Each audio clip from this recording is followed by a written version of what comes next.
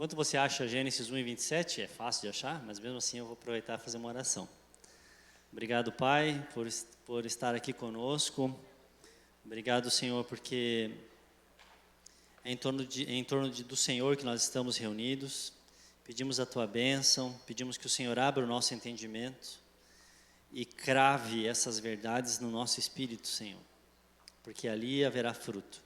É o que nós te pedimos, Pai, em nome de Jesus. Amém. Achou aí Gênesis 1 e 27? Diz assim, ó. Assim Deus criou o homem à sua imagem. A imagem de Deus o criou, macho e fêmea os criou. E Deus os abençoou e lhes disse: frutificai e multiplicai-vos, e enchei a terra e sujeitai-a, e dominem sobre os peixes do mar, sobre as aves dos céus e sobre todos os animais que se arrastam sobre a terra. Até aqui. Então hoje nós vamos começar essa série sobre identidade. É um tema muito importante, muito fundamental e muito atual também, porque eu vou te dizer que nunca na história teve tanta confusão sobre quem eu sou, quem você sobre identidade. Nós vivemos num mundo totalmente perdido a esse respeito. E cavando cada vez mais fundo em si mesmos, as pessoas estão cada vez mais confusas, porque quando você tenta descobrir quem você é, olhando para dentro, você só vê escuridão e confusão. Então a resposta que a gente precisa não está dentro da gente, como alguns filmes da Disney sugerem, né? Tudo que você precisa está dentro do seu coração. Não está. E o Evangelho vai dizer para a gente que a resposta vem de fora. A nossa salvação é uma salvação importada, ou seja, ela é exterior, ela vem do exterior para dentro da gente. Então, se a gente pudesse definir rapidamente o que é identidade, eu ia te falar que identidade é uma soma, é uma mistura de quem você é, naturalmente falando. Cada um de nós nasceu com um jeitinho, nasceu com habilidades, veio um pacotinho pronto ali, certo? Download na barriguinha da mamãe. A gente percebe isso quando tem mais de um filho. Primeira noite que ele nasceu, você já percebe distinção entre um e outro. É incrível isso. Mas isso daí se soma a partir daí, a referenciais ou referências específicas que nos inspiram a ser quem somos. Então a gente nasce de um jeito, mas a partir daí a gente começa a ter referências de como a gente pode ser ou deve ser, ou pessoas que a gente começa a imitar.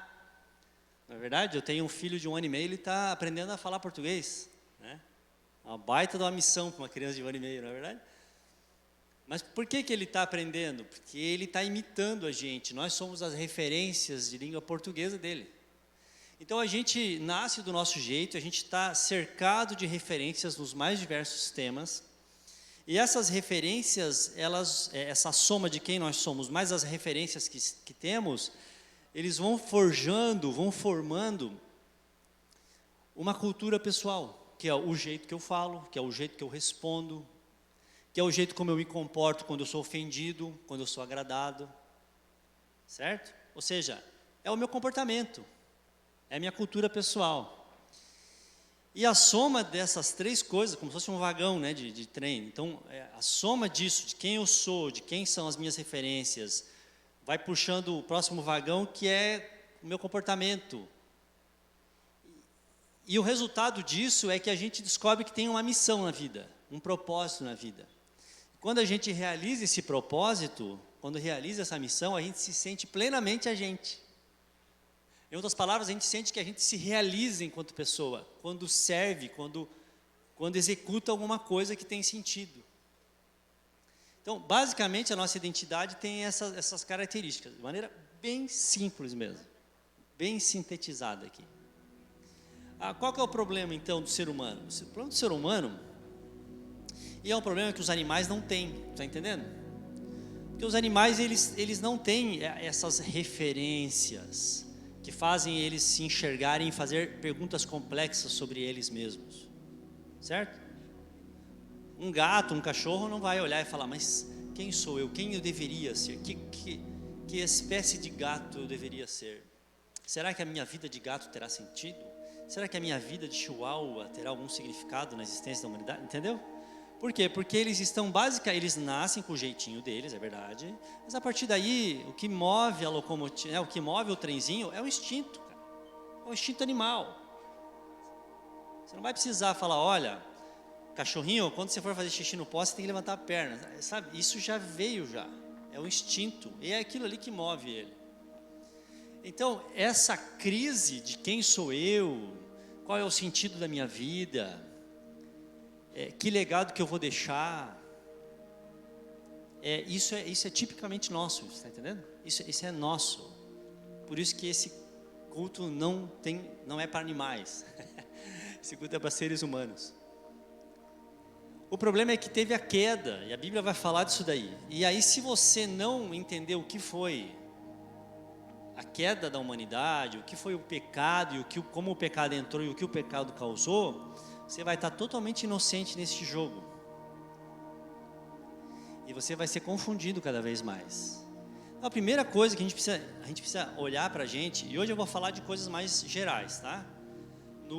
Na última quinta-feira do mês, se Deus permitir, eu vou voltar e a gente vai entrar mais profundo em algumas coisas daí. Mas hoje é uma visão geral.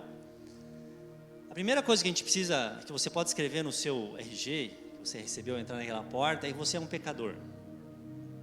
Você é uma pecadora. Se você não começa por aí, está tudo errado.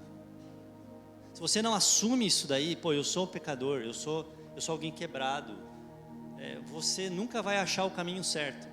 É igual uma conta de matemática, quanto mais cedo tu perceber, tu errou, menos tempo tu vai perder, certo? Tu vai ter que voltar lá do início e recomeçar tudo de novo.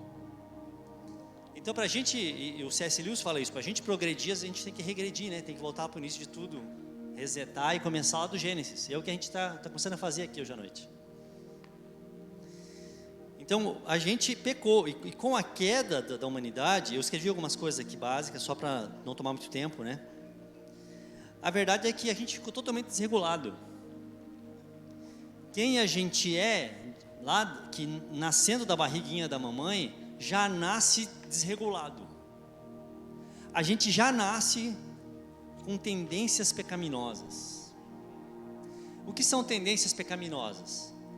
É aquilo onde você naturalmente, desde criança, se você perguntar para o seu pai, para sua mãe, para quem te criou você, eles vão falar assim, cara, tu sempre teve você sempre foi nervosinho. Você sempre foi meio bruto, meio violento. Você sempre foi meio fofoqueirazinha. Isso daí são tendências pecaminosas que nascem na gente. Porque o pecado está correndo aqui nesse DNA. Então a gente já nasce egoísta, né?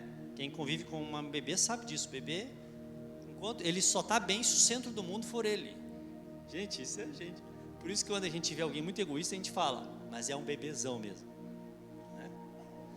Então a gente já nasceu desregulado, a gente já nasceu, o salmista vai falar no Salmo 139, em pecado me concebeu minha mãe. Ou seja, a gente já nasce estragado, você está entendendo? Só varia o tipo de pecado, mas a gente nasceu em pecado. E para piorar e para agravar a situação, a verdade é que a gente perdeu a referência.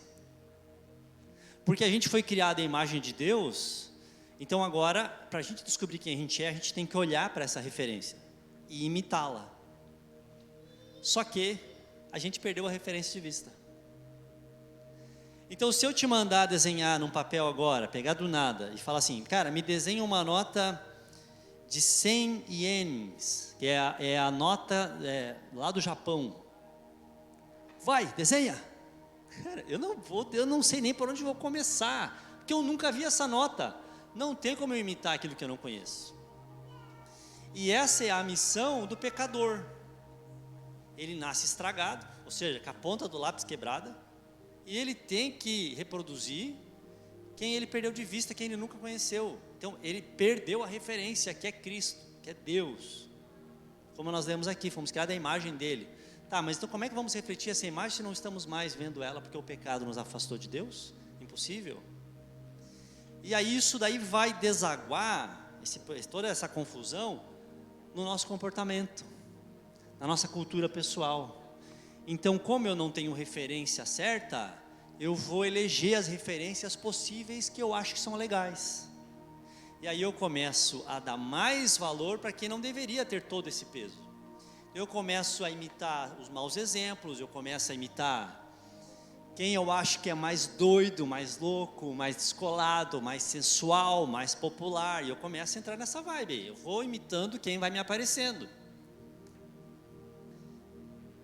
achando que eu sou o gás da coca. Pior, esse que é o pior ainda de tudo. E qual que é o fruto final de tudo isso daí?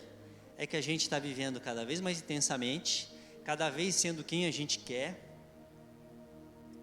cada vez negando coisas mais básicas a respeito de quem somos. O cara nasce homem e ele fala, não, mas eu não sou homem, eu estou num corpo errado. Quer dizer, uma crise profunda. Então ele se comporta como uma mulher, alguns já estão... Cara, isso é uma coisa tão doida. Porque tem cara que fala, não, mas eu nasci ser humano, mas o meu gênero é um macaco. Então, não seja macacofóbico comigo, porque eu vou começar a me comportar como um macaco. É por isso que aquelas letrinhas, L, G, T, nunca vai acabar. Porque tem doido para tudo. E existe distorção profunda de toda sorte. Você está entendendo?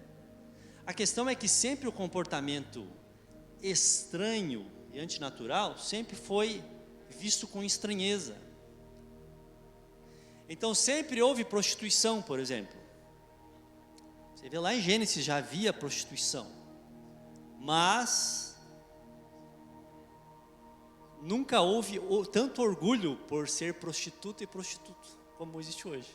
Sempre foi uma coisa assim, isso aí não é o normal, isso aí é esquisito, isso aí não é padrão para ninguém. Mas hoje as pessoas são e se orgulham e querem ser aplaudidas. E se você não aplaudi-las, você é um discurso de ódio. Ué, mas é um discurso de ódio olhar um homem de 1,80 m se comportando como um macaco? Eu não posso nem ter o direito de se achar isso estranho? Então você está vendo a confusão que está dando? Então a gente está sendo quem a gente quer, fazendo aquilo que a gente quer, se comportando de qualquer jeito, só que nunca houve tanto vazio de propósito de vida. As pessoas não têm mais missão nenhuma. As pessoas não sabem mais. E aí é uma dor tão grande você não saber que marca boa você vai deixar. Porque hoje tudo é tão descartável. Então você, é isso aí, você, como diz um conhecido meu, você só vai passar e sair na urina da história. Que isso daí gera uma crise horrível. Aí você fala, aí as pessoas, diante da dor, elas resolvem inverter o padrão. Mas quem disse que eu tenho que ter missão na vida? Porque a dor é tão grande, a resposta não existe, que a pessoa tenta quebrar a lógica. Então é isso que a gente está vivendo hoje. As pessoas estão se matando, as pessoas, porque não tem milhares de seguidores, estão cometendo suicídio. E outros estão tentando chamar a atenção e se afirmar como identidade dentro de qualquer absurdo.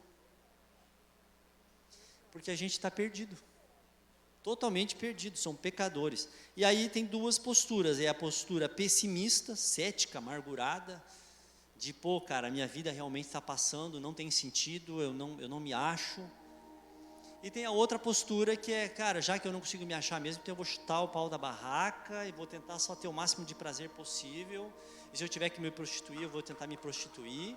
Antigamente a prostituição era pago com moeda financeira, antes disso era pago com animais, com outras coisas, mercadorias. Mas hoje em dia a prostituição moderna é diferente, a prostituição moderna é paga com prazer, troca de prazer, você está entendendo? Vamos fazer uma transação aqui. Eu te dou prazer, tu me dá prazer, se empatar 0-0, cada um vai sair para o seu lado e a gente nunca mais se vê. Não é prostituição isso? Claro que é. Você usa a pessoa te usa, e aí está combinado e está legal assim. Isso é prostituição. Só que ninguém chama de prostituição, mas é prostituição. Porque a gente acha que dando nomes novos para as coisas velhas, para os pecados velhos, isso daí vai mudar alguma coisa, mas não muda. O que muda só é que além de pecadores, agora nós somos pecadores imprecisos naquilo que estamos cometendo. Ou seja, a confusão aumentou. Porque antes você pecava e sabia que estava mentindo, mas agora alguém te fez acreditar que aquilo não é tão mentira assim. Então agora você é um pecador que não sabe mais nem o tipo de pecado que que você está cometendo. Eu estou falando uma coisa estranha, eu começar a me incluir para você não achar que eu estou batendo em você, tá? Nós estamos perdidos. Nós precisamos de salvação.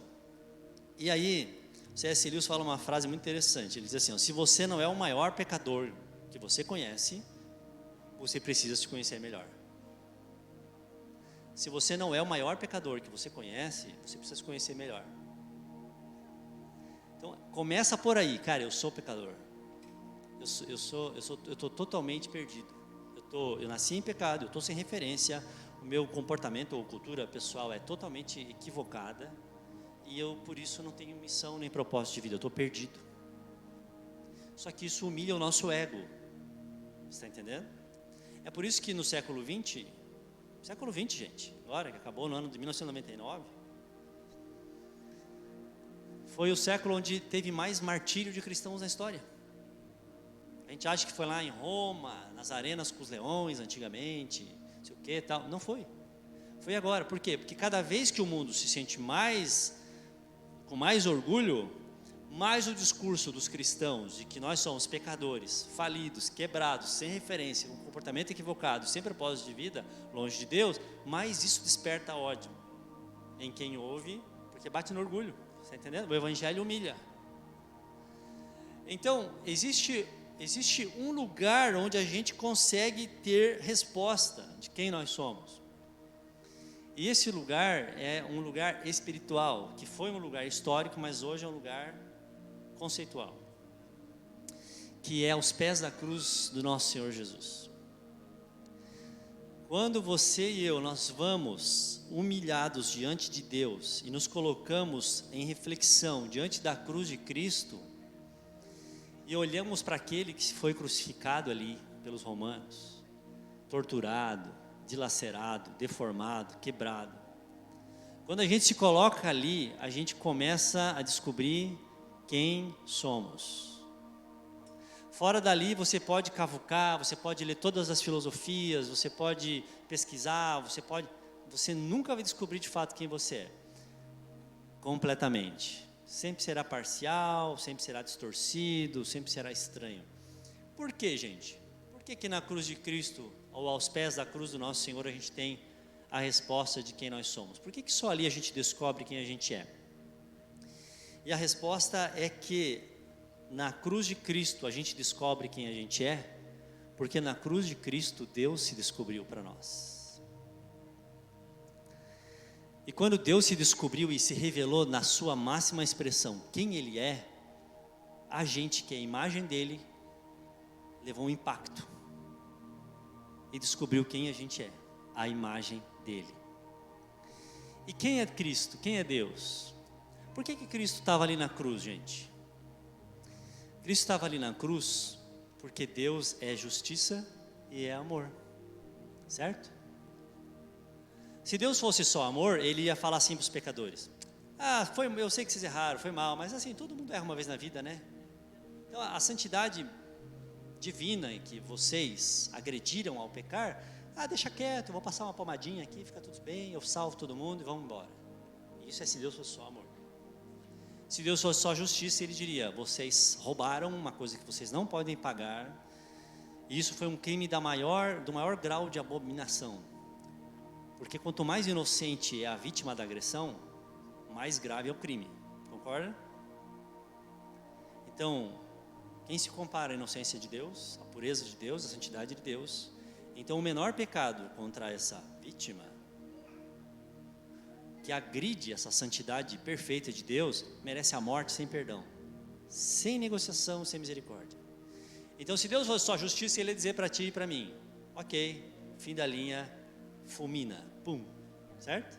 Mas Ele não é só justiça, Ele é amor também. Então para resolver essa equação, Deus se encarna. E aí Ele vai descarregar toda a ira que o pecado merece, vai pagar a conta, que é a nossa conta, em cima dele mesmo. Olha que doido, cara. Na pessoa do Filho. E quando Ele faz isso, ao mesmo tempo que Ele está revelando justiça e santidade na máxima potência de ira, Ele está ao mesmo tempo revelando o amor na sua máxima potência em graça. Você está entendendo como é que a cruz é extraordinária? E quando você começa a refletir quem é Ele e o que Ele está fazendo em seu favor e para si mesmo, porque Ele está pagando para si mesmo, que só Ele pode pagar em justiça, você cai de joelhos e fala: cara, eu preciso imitar, eu preciso me parecer, essa é a minha referência. Ele é a minha referência máxima. Não existe nenhum modelo que se compare, não existe nada tão extraordinário como um Deus totalmente justo, totalmente amoroso e que manifesta a santidade e graça ao mesmo tempo. Então, quando a gente vai para os pés da cruz de Cristo, acontecem coisas loucas dentro da gente. Ao mesmo tempo que a gente se sente o pior dos pecadores, o mais condenado, a gente se sente o mais justificado, o mais amado, o mais santificado. É um misto que só quem já viveu essa experiência pode expressar. Você vai para a presença de Deus e você sente isso. Você sente que você não é nada, mas que apesar de você não ser nada, você ganhou tudo, de graça. Você sente que, sabe, ali o menino vira homem, ali o homem vira menino. Ali a gente é confrontado, ali a gente sabe, a cruz nos aniquila e ao mesmo tempo nos restaura, cara. E ali nós somos convidados a ser crucificados juntamente com Ele, a nos parecer com Ele. Então não tem como alguém saber quem ele é, sem ter essa consciência de pecado e esse encontro com Deus, verdadeiramente na pessoa do seu Filho crucificado, que depois ressuscitou.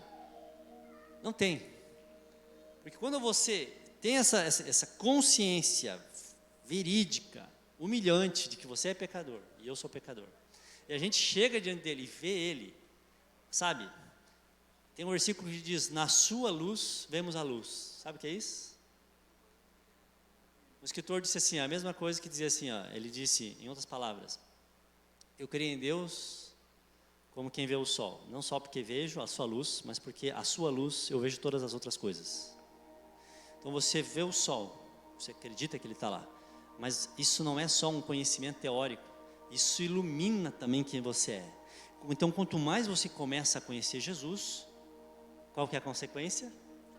Mais você começa a descobrir quem você é. É por isso que quando você vem para Jesus, quando eu vim para Jesus, eu me achava o top das galáxias. É por isso que quando eu vim para Jesus, era tão difícil perdoar alguém. Porque como é que a pessoa pode ser tão imbecil? No meu conceito de crânio, você está entendendo? Mas quando você vai para Jesus, você compara o seu crânio com o dele. E você compara a tua justiça própria com a justiça dele. E você olha e fala: cara, eu sou pó, eu me abomino, eu também sou pecador. Então como é que eu posso negar para o outro que me deve 10 reais perdão, se eu devo 10 milhões para Cristo e Ele me perdoou? E você começa a ser confrontado, você começa a descobrir que você é fraco, é fraca. Você precisa se agarrar com o Espírito Santo. E quando você faz isso, você, sabe, sente velhas correntes de velhos pecados caindo. E tudo dentro de você começa a mudar. Aquela natureza que nasceu quebrada começa a ser sarada pela santificação. E agora você tem a referência certa. E isso automaticamente transborda para o seu comportamento. Você para de ser egoísta, você para de ser orgulhoso, você para de praticar todas aquelas coisas que eram tão suas. Aqueles defeitos que, como disse, desde a infância mais tenra, as pessoas viam que era um defeito seu, aquilo começa a não ser mais perceptível pelas pessoas que convivem com você. E automaticamente começa a brotar uma missão de vida mais nobre. E por que mais nobre? Porque você começa a sair de dentro de você mesmo e do seu ego, e você começa a ir em direção a alguém. Você começa a emigrar, a sair dos seus interesses, do seu castelinho, das suas coisas mimadas, e começa a dar passos em direção de quem está à sua volta e precisa de ajuda. E aí você ouve a voz do Senhor dizendo: olha, você precisa descobrir a sua missão em mim. Você precisa descobrir para que eu te desenhei. E quando a gente vai vivendo isso, a gente deixa de ser a gente nunca é mais a gente do que quando a gente passa a imitá-lo. A gente nunca pertence mais a Deus do que quando a gente deixa de pertencer aos nossos próprios conceitos. Quanto mais a gente é dele, mais a gente vale. Eu trabalhei numa fábrica têxtil uma época, uma fábrica que fazia rolo de tecido para vender. E sabe o que eu descobri? Eu descobri que do mesmo rolo, alguém fazia uma camiseta para vender por R$20 e alguém fazia uma camiseta para vender por R$400. Não parece um absurdo? Então, o que diferencia uma camiseta de R$30, de R$20 para uma de R$400? E é incrível que tem gente que paga a camiseta de R$400.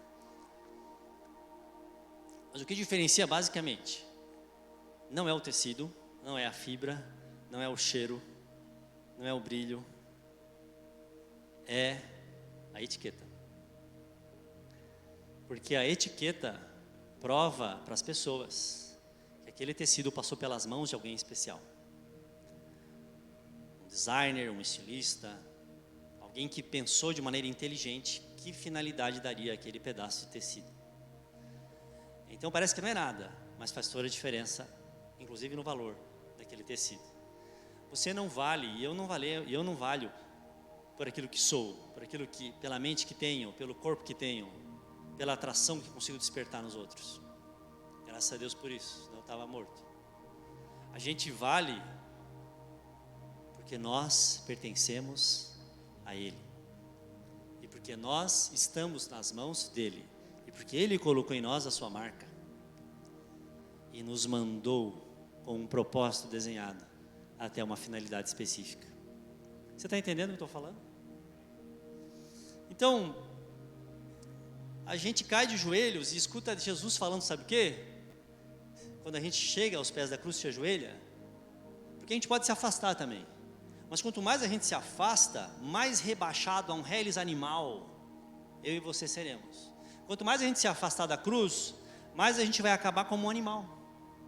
Nascido errado, com alguma característica, e entregue aos seus instintos.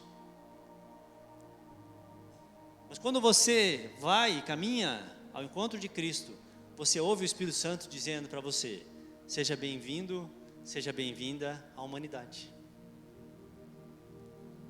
A gente nunca é tão ser humano quanto é de Cristo. Você está entendendo isso? Então, o que é a humanidade? A humanidade você pode achar, mas a humanidade, em suma, é a imitação da imagem de Deus. É o reflexo da imagem de Deus. Então, você nunca é mais ser humano na plenitude do que quando você está aos pés dele, do Senhor Jesus. É doido isso, não é? Isso é uma coisa que me impressiona muito. Então, o que é ser bem-vindo a essa verdadeira humanidade? É você começar a ter a liberdade que um animal não tem. De você fazer escolhas com nobreza moral, com amor sacrificial. É você começar a crucificar certos instintos animais egoístas para uma vida mais plena e mais nobre, para ajudar alguém, para sacrificar por alguém. Isso é amor. Por isso que os animais não amam. Você pode falar, porque você não gosta do meu cachorro me ama, né? Cara, desculpa te decepcionar, você não é amado pelo seu cachorro. Você está numa relação de mutualidade com o seu cachorro, certo? Você está numa transação. E talvez por um instinto ali, por uma intervenção de Deus, o teu cachorro até te salve de alguma coisa. Mas dependendo da raça, ele não vai te salvar não.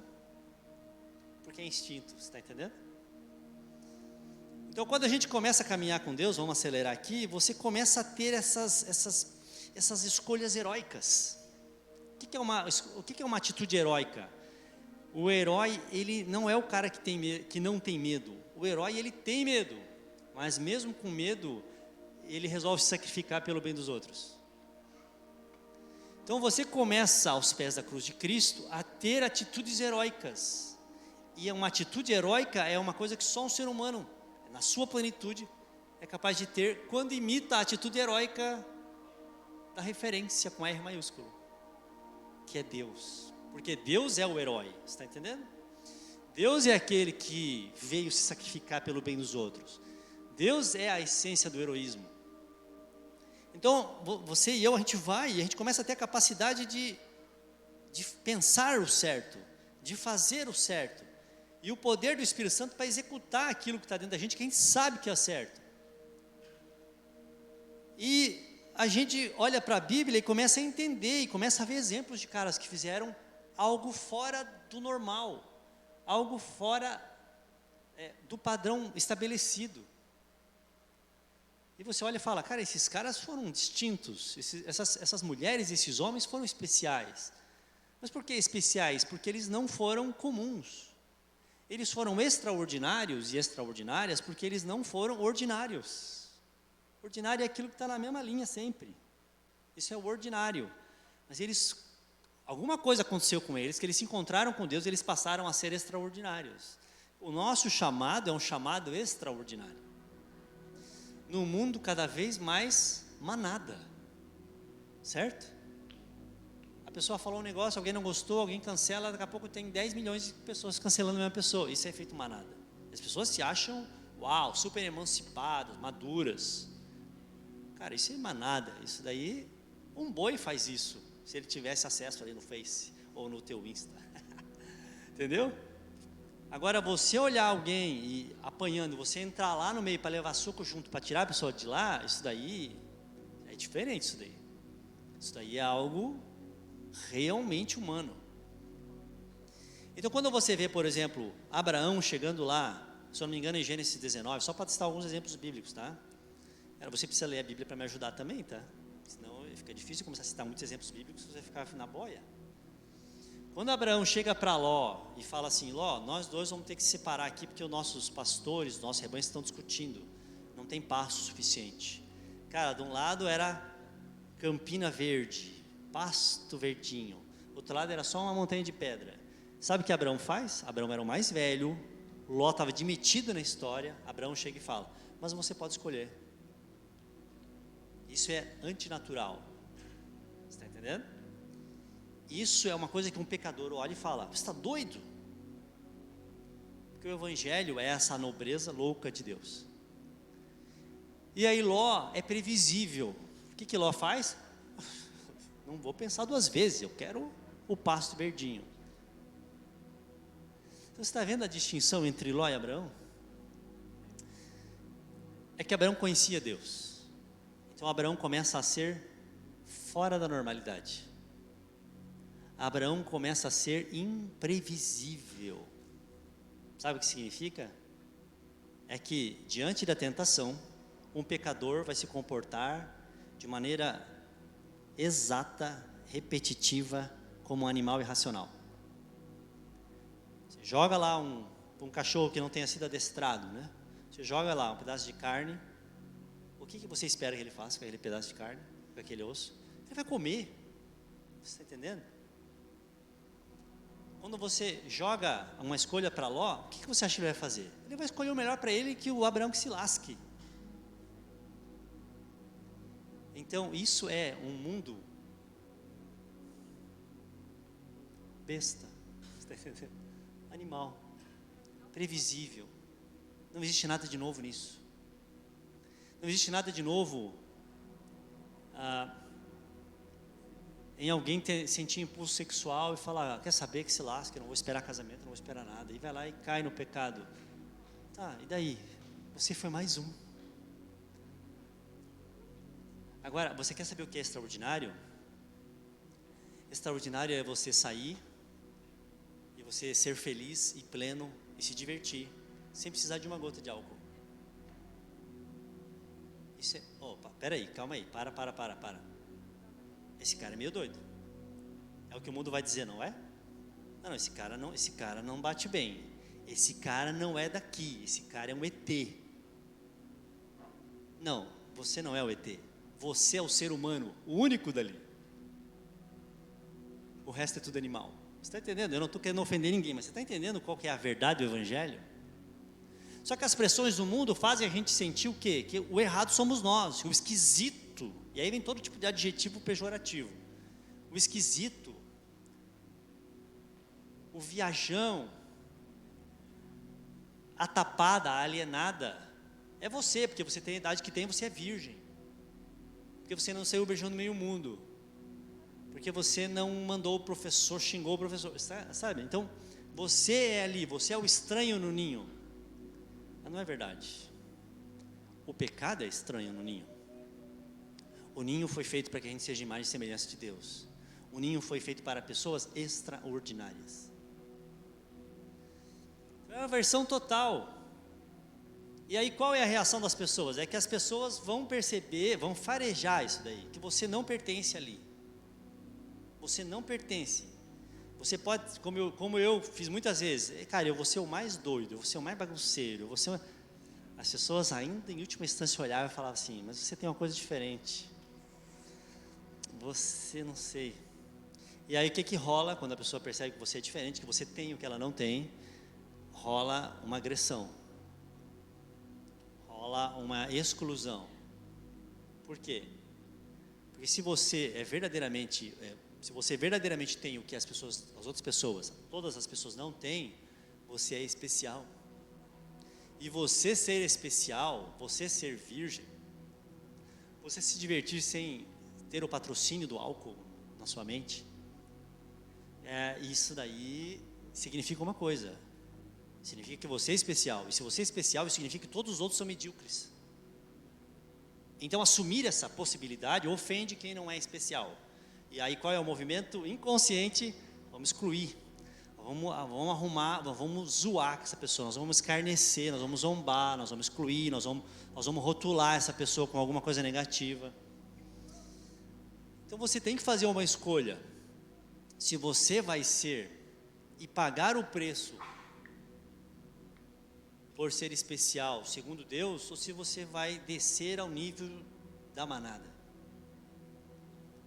Só que se você optar por descer ao nível da manada, a sua vida perderá sentido. Você estará falhando no propósito mais básico que Deus desenhou para a sua vida. Então, escolha o Senhor. Escolha. Quando você olha para esses homens, quando você olha para Davi podendo matar Saul no fundo da caverna, que estava perseguindo ele, e ele decide poupá-lo, e o chama de meu pai. Quando você vê José do Egito fugindo da tentação da mulher do Potifar, era um cara de uns seus 17, 18 anos, cara. Era um cara que entendia o que era hormônio nas alturas. Quando você vê esse cara fugindo da tentação da mulher, depois de estar trabalhando como escravo, porque os seus próprios irmãos o venderam como escravo, e ele ter fugido daquilo não só fez ele perder momentos de prazer, fez ele perder a liberdade. Ele foi parar na cadeia, acusado injustamente, onde ele passou aproximadamente de 12 a 13 anos preso, sem saber que seriam 12 a 13 anos, ele achou que seria uma prisão perpétua. E quando você olha esse mesmo cara, cheio do Espírito Santo, apesar disso, cheio de Deus estava com ele, diz a palavra. Esse cara sendo do dia para a noite, assumindo a posição de governador do Egito, e ele revendo os irmãos, e perdoando os irmãos, você olha e fala, isso não é normal. Não é normal mesmo. Porque o normal é o pecado, mas o extraordinário é a santidade. E você, meu amigo e minha amiga, foi chamado e chamada para ser extraordinário. Você não foi chamado para ser mais um. Você não foi chamado para ser mais uma, que com muito esforço consegue igualar as bobagens que as pessoas estão fazendo. Para que isso? Quem vai ganhar isso? Algo com isso? Ninguém. Você vai perder. Então todos esses homens, quando eu podia falar de Daniel, os seus 3 amigos, resistindo ao império, em não se contaminar, o próprio Jó, Maria e José, um casal jovem, vivendo coisas extraordinárias, o apóstolo Paulo, enfim, Quando a gente olha para todas essas pessoas que viveram em momentos diferentes, em lugares diferentes, em contextos diferentes, em situações econômicas diferentes, mas você vê que eles têm alguma coisa em comum. E essa coisa que eles tinham em comum está em você e em mim se temos o Senhor. E o que é isso? É que eles não foram óbvios. Você está entendendo? Sabe o que é ser óbvio? Se é óbvio é você sair com a galera para uma festinha e todo mundo beber e você também mostrar que sabe encher a cara. Isso é óbvio.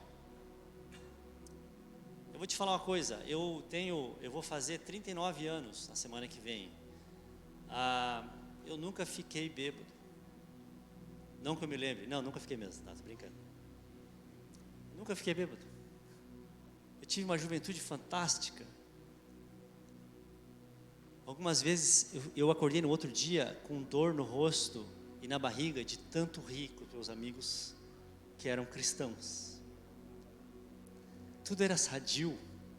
Você não precisava pedir perdão, você não precisava zoar e ficar com vergonha no dia seguinte. Não havia constrangimento. Havia liberdade e pureza. Então, eu nunca vi sentido em você ter que beber. Poxa, mas se eu preciso beber para ser feliz, eu sou muito desgraçado. Não é verdade? Então, eu sempre fui o ET. Quer dizer, eu sempre fui o único ser humano no meio de um monte de maluco. E isso incomoda as pessoas, mas isso também, o amor também constrange, gente. As pessoas podem não te falar, mas você deixa uma marca. E eu lamento porque hoje, passado alguns anos dessa minha juventude, muitos daqueles caras, daquelas meninas que eram invejadas na nossa época se acabaram em nada. Alguns nem estão mais vivos. Outros estão presos em vícios terríveis até hoje. Então, quando eu olho para as escrituras, eu vejo esses caras, eu vou resumir que está dando a hora. Esses caras e essas mulheres que não foram óbvios, sabe? Que eles não seguiram a massa da humanidade. Que eles foram realmente indivíduos extraordinários. Eles foram surpreendentes. Eles sim, e elas foram autênticos e autênticas. Eles foram originais. Eles foram algo, sabe? Eles eram fracos, mas eles superaram as próprias fraquezas, porque descobriram na santidade, na filiação divina, que eles eram incomuns, que eles eram, eu não me canso de falar isso, eles eram extraordinários, sabe? E eles tiveram a referência certa, e o seu comportamento foi alterado, e a sua identidade foi preservada. Eles não se tornaram mais um, eles foram eles. Por isso que nós sabemos os seus nomes. Por isso que nós admiramos as suas vidas, depois de tantos milênios. E se você e eu formos essas pessoas, no nosso tempo, agora na nossa circunstância, eu posso te garantir que daqui a milênios, pessoas estarão dizendo: olha só, essa menina conseguiu viver uma vida santa em 2022 no Brasil. Conversas no céu vão rolar. Vai ser muito legal. Vai ser uma comemoração eterna e crescente, sem álcool, porque a gente não vai ter mendigos de felicidade no céu. Então, a nossa referência sabe, quem não conhece a nossa referência não consegue conceber como é que a gente pode ter o comportamento e a cultura pessoal daquele jeito, nem a missão que a gente tem. Quem não tem a mesma referência que você, nunca vai conseguir entender aquilo que você está vivendo. Quem não tem a mesma referência que você, jamais terá o mesmo comportamento e muito menos o mesmo propósito de vida. Algumas pessoas olham e falam: poxa, mas aquele cara da escola é tão gatinho, ele é tão bonzinho, aquela menina, poxa, ela só falta ser crente, parece que falta só um lacinho no cabelo, que é ser crente, entendeu? Mas a coisa vai caminhando e você vai vendo que é irreconciliável a coisa, sabe? É como duas paralelas assim que estão abertas meio grau. Você olha e fala, mas cara, está igual, né? Mas quanto mais avança, mais vai distanciar um do outro. Por quê? Porque não tem a mesma referência, porque não tem o mesmo Senhor, porque não visualizou o mesmo Cristo crucificado, porque não assumiu que é pecador, porque não se arrependeu, porque não recebeu a nova natureza do Espírito Santo, porque não teve a mesma referência, porque não teve a mesma cultura, porque não teve a mesma... né? Então não tem como conciliar. E nesse sentido, se você quiser ser profundamente amigo de alguém que não conhece o Senhor, você terá limitações. Esse é o lado difícil da coisa. Você não pertencerá exatamente ao grupo. E você não conseguirá abrir o coração e ser plenamente entendido para quem não tem o mesmo Senhor. É por isso que a Bíblia fala que, se você quiser se sentir plenamente parte corporativamente, ter identidade corporativa, você tem duas opções: ou tentar se encaixar em algum grupo, e as pessoas estão loucas por isso, loucas mesmo. Quer um exemplo de louco para se encaixar num grupo? A torcida do Corinthians. O que faz a pessoa gastar o dinheiro que não tem e ficar na arquibancada, na chuva, abraçado com um monte de gente fedida? Porque a pessoa está toda suada ali no meio, gritando até ficar rouco. Aqueles que acham que é pouco, dizem, aqui tem um bando de louco por ti, Corinthians. Aqueles que acham que é pouco, eu morro por ti, Corinthians. Cara, que absurdo isso. Mas porque quando a pessoa está lá, ela se sente parte de alguma coisa. Se você quer se sentir parte de alguma coisa, se você quer achar semelhança e reciprocidade, olha para as pessoas da Bíblia e procura amizade com quem é cristão. Quando você tem Cristo todo em comum, você tem tudo em comum. Quando Cristo é o seu tudo e é o tudo para Ele, eu e Ele temos tudo em comum. E as diferenças desaparecem, diminuem e perdem a força. Então, se você quer ter uma identidade muito original, só tem um caminho para isso: ser uma cópia fiel de Cristo. É estranho isso, né? Para eu ser original, eu preciso ser uma cópia fiel de Cristo. Quanto mais cópia fiel eu sou de Cristo, mais originalidade eu tenho. Mais eu faço o que ninguém espera, no bom sentido. E isso é extraordinário. Você foge da previsibilidade, você sai de dentro do seu egocentrismo. E é por isso que você é menos compreendido, mas Deus te entende. E amigos que Deus coloca no seu caminho vão te entender como ninguém mais. E é por isso que o Salmo 119 fala: companheiro eu sou de todos os que temem e dos que guardam os teus preceitos ou a tua lei. Então, sabe, não vai ser fácil, é um alto preço, mas é o preço de ser fora de série. Você está disposto a correr esse preço? A pagar esse preço? Ou você quer ser só mais um? Que faz as mesmas coisas, que vai tomar os mesmos porres, que vai entregar a sua virgindade a preço de nada, que vai ser mal educado com os pais, que vai se arvorar nos seus próprios argumentos, senso de justiça e fazer coisas estúpidas. Essa é a decisão que você precisa tomar hoje e que eu preciso tomar todo dia. Então, fora de Cristo, sabe, você está fadado a sempre repetir as mesmas coisas. A vida de pecado é uma vida de repetição, cansativa repetição. Você já viu aquelas corridas de velocidade que são em pistas ovais? Cara, aquilo deve ser uma chatice para o piloto. Cara, tem que dar 200 voltas na mesma pista, que é um ovo. Eu nunca entendi essas corridas com pista oval, sinceramente. E a vida de pecado é como se fosse uma corrida em pista oval, uma pista cercada de muros de concreto, você não vê nada novo, a paisagem nunca muda, é sempre a mesma baladinha, é sempre os mesmos pecados, os mesmos joguinhos de sedução, as mesmas coisas, as mesmas mentiras, a mesma defesa do seu próprio ego, mostrando que você vale alguma coisa para alguém. E aquilo começa a cansar, e você está ali, 200 voltas na mesma pista oval, nunca conheceu nada diferente. O pecado, ele dá essa ilusão de que você está indo para onde você quer, que você vai fazer aquilo que você bem entende, que você é dono e dona do seu nariz, mas é uma mentira.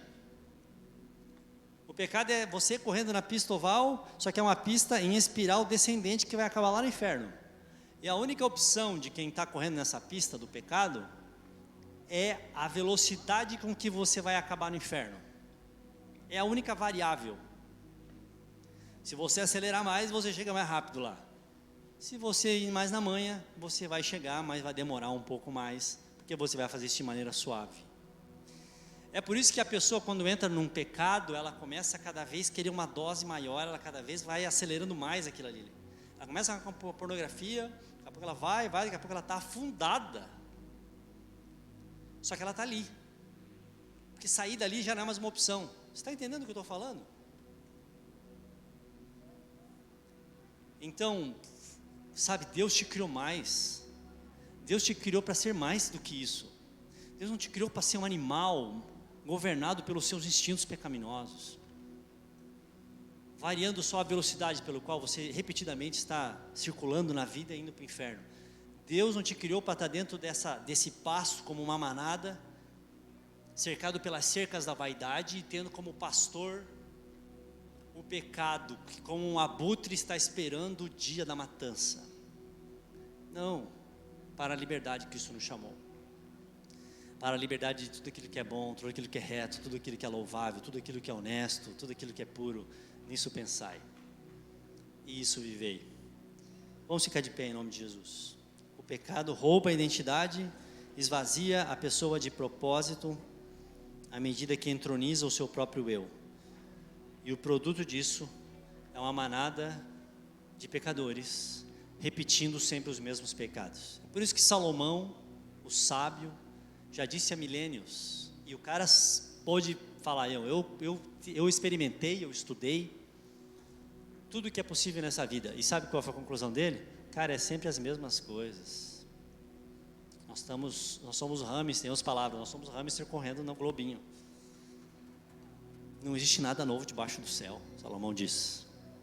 Mas quando você chega a Cristo, você encontra novidade de vida, porque você é livre, porque você começa a viver fora do óbvio, você começa a ser imprevisível aos olhos do mundo, mais feliz e cheio do Espírito Santo. Então, quando você descobre a Cristo, repito, você começa a descobrir você mesmo. Mas, quanto mais você se afastar do Senhor, mais confusão haverá sobre você mesmo e sobre a sua missão, mais escravizado você será.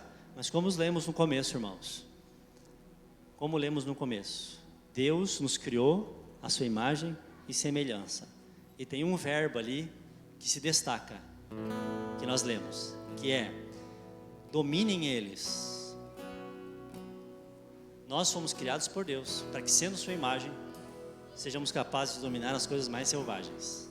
A coisa mais selvagem do mundo e mais suicida do mundo é o próprio pecado. Se você quer viver essa vida, se você percebeu que aí está a sua identidade, aos pés da cruz do Senhor, que eu e você sim somos pecadores, falidos, quebrados, nascidos em pecado, sem referências corretas, porque referências sem Cristo, e que com comportamentos totalmente descabidos e vazios de propósito. Se você assume isso e você quer chegar aos pés da cruz do Senhor e ter esse encontro real com Ele, que é tudo, que é plena potência de justiça, santidade, amor, graça, misericórdia, juízo, tudo misturado. Eu quero, que você ore comigo, porque é isso que vai fazer você ser fora do comum. Deus não te criou para ser uma massa, para você ser mais uma estatística. Deus te criou para você ser cheio do seu Espírito Santo e refletir a pessoa mais original que já pisou nesse mundo. Vamos orar, irmãos, as horas já foram. Pai, nós queremos te agradecer, Senhor, pela tua palavra. Nós queremos te pedir que o Senhor mude quem nós somos, porque nós vamos nos conformando com o mundo, com o pecado, com essa cultura perdida, e o nosso coração é revelado cheio de mundo e da sua podridão no momento em que a tua palavra brilha sobre ele. E nós queremos pedir perdão para o Senhor, nos arrepender, nos humilhar e pedir que o Senhor nos leve até os pés da cruz do Teu Filho, para que Ele cure a nossa natureza, para que Ele substitua a natureza governante, não mais a nossa pecaminosa na qual nascemos, mas a natureza do Espírito Santo, e que ali, Senhor, a gente possa de fato falar para Ele: Tu és a nossa referência, Tu és a minha referência, não mais nem mesmo meus pais com suas falhas ou outros, mas prioritariamente Tu, Senhor Jesus, varão perfeito, homem pleno, ser humano integral. Seja Tu a nossa referência, Jesus, seja Tu a imagem que vamos imitar. Nós queremos Te conhecer para Te imitar. Nós queremos que a nossa cultura pessoal, que o nosso comportamento, que as nossas palavras, que os nossos gestos, que o nosso jeito de resolver as coisas, que tudo isso seja submetido à Tua cruz. E que possamos dizer como Paulo falou: já estou crucificado com Cristo, e agora já não sou eu mais que vive, mas Cristo vive em mim. E esse viver que agora vivo na carne, vivo pela fé no Filho de Deus, que me amou e assim mesmo se entregou por mim. Essa é a nossa entrega real. E que assim o Senhor vai nos lapidando, Pai, para a obra que o Senhor tem através da nossa vida, para o nosso propósito e missão nessa terra. E que assim sejamos de fato, Senhor, livres das nossas selvagerias pecaminosas, que dominemos isso à luz do Evangelho, e que sejamos plenamente seres humanos na sua originalidade total, em nome de Jesus.